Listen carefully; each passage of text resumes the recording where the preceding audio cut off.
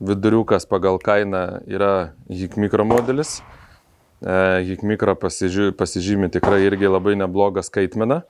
Tai yra skaitmeninis irgi priedėlis Čitach su lazeriniu tolimačiu ir su integruotu infraredo pašvietėju, bet prieinam iš karto prie minusą, kad infraredo pašvietėjas yra tikrai prastas 50-100 metrų.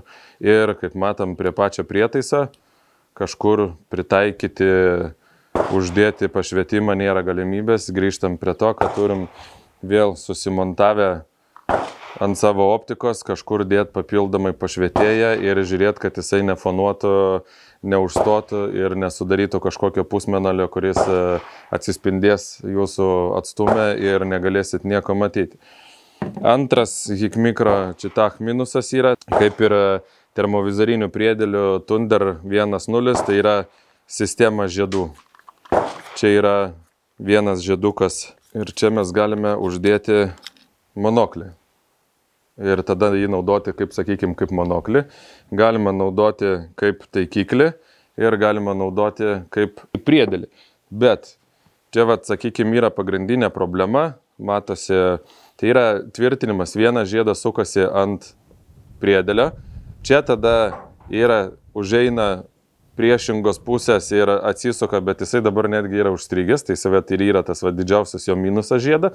Ir tada eina specialus jau žiedas Rusana, kuris yra skirtas tam perėjimui. Tai gaunasi viena dalis, antra dalis ir tada tas. Tai toksai biški ir plus dar padarytas taip, kad jisai stringa. Tai nepatogiai ir dabar, pavyzdžiui, jisai yra užstrigęs ir jo neįmanoma atsukti niekaip, nes padarytas gaminys neapgalvotai ir, sakykime, taip, kad gal būtų nepasisekęs. Kaina berods apie 800 eurų.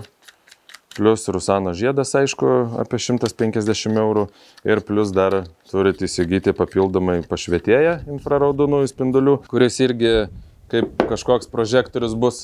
Ir pašvietėjas, sakykime, dabar geras kainuoja irgi vežam, pardavinėjom X-Hawk Pro. Tai 3 viename turi 940 infraraudonųjų spindulių bangos ilgio LED įstatyti, 850 ir baltos šviesos, kad pasišvietimui. Dabar 850 ir 940 šviečiamumas skiriasi pagal gamintojus skirtingai, bet apie 50, 70, 80 metrų. Bet 850 jisai stipriau šviečia, bet labiau baidosi žvėris. 940 banga šviečia silpniau, bet nesibaido žvėris. Dėl to perkant irgi reikėtų nusimatyti, ar tu perki prožektorių, kur yra viskas viename, ar tu perki prožektorių, kaip pavyzdžiui šitas yra tik 940 bangos, plus dar koks priedėlis, nes jeigu perkat atskirai pašvietėję kažkokiam opiniam aparatam, tai 940 bangos jie nemato. Apie Hikmikro daug nelabai galiu kažką pasakyti. Pliusas yra, sakykime, prišaudimas geras, tai yra, kad padarius pirmą šūvį į taikinį, užlokinį ekraną, nusivedi kryžiuką ten, kur pataikiai, išsaugai ir viską automatiškai pakoreguoja. Tai vienas paprastesnių prišaudimo būdų. Daugiau dėja jam kaip ir pliusų nelabai galiu duoti, nes turi daugiau minusų negu pliusų.